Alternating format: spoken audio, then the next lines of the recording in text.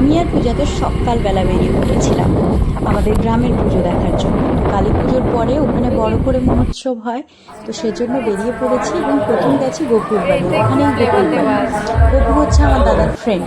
তো ওর বাড়ি গিয়ে দেখি যে যারা গান করে ওরা সাজছে, তো ওদের মেকআপের ক্লিপগুলো নিচ্ছিলাম আমরা।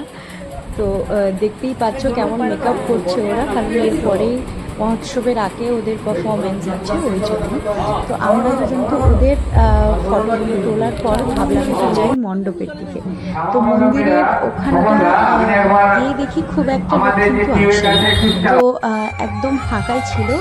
ফাঁকাতেই আমরা সব ঠাকুরগুলোকে বাড়িতে ভালো করে ঘুরে ঘুরে দেখি, ঠাকুরকে প্রণামটা সেরে নিলাম। দুজনে মিলে সব ঠাকুর ঘুরে ভালো করে একদম ফাঁকায় ঠাকুরকে প্রণামটা সেরে নিচ্ছি।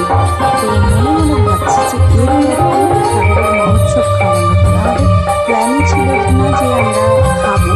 তো ঠাকুরকে প্রণাম সেরে যখন আমরা এদিক ওদিক দেখছি, তখন দেখি কি যে অ্যারেঞ্জমেন্টটা শুরু হচ্ছে। কারণ প্রায় ঘড়িতে 12টা বাজতে যায়, তাই এরপর তো খাওয়া দাওয়ার শুরু হবেই, 12:30 থেকে শুরু হবে। তাই আমরা দুজনে কোনো প্ল্যান ছাড়াই গেছিলাম। তো হয়তো আমাদের ছিল যে প্রসাদটা খাবো, তো সেজন্য অপরদিকে দেখি তখন সবাই মিলে জায়গাটাকে ক্লিন করে সবাই আসন বাজার শুরু করছে, কারণ এরপরই খাওয়া দাওয়া শুরু হবে। তো তাই ঠাকুরকে দেখে তাড়াতাড়ি করে ভাবলাম যে এবার আমরা খাওয়ার জন্য প্রস্তুতি নিয়ে যাবো না। ওই দুজন মিলে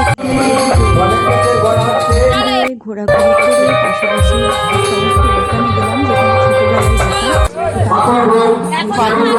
আইসক্রিমের কাকুরা স্কুলে তো ওখান থেকে আমরা আইসক্রিম কিনে নিলাম কালী ঠাকুরের।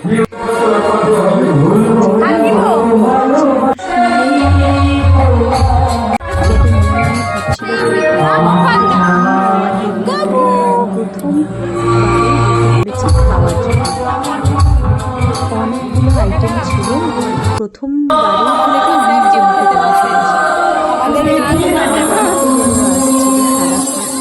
ডাল ছিল, ছিল শাকের তরকারি, কুমড়োর তরকারি, যেটা দিয়ে খেতে তো ভীষণ ভালো লাগছিল। তারপর ছিল শুক্তো, আর এই খাবারের যে স্মেল, স্বাদ অতুলনীয়। তো আমরা দুজনে মিলে তো ঝটপট খেয়ে নিচ্ছি। যেটা আমার উৎসবের প্রসাদের মোস্ট ফেভারিট। বাকিটা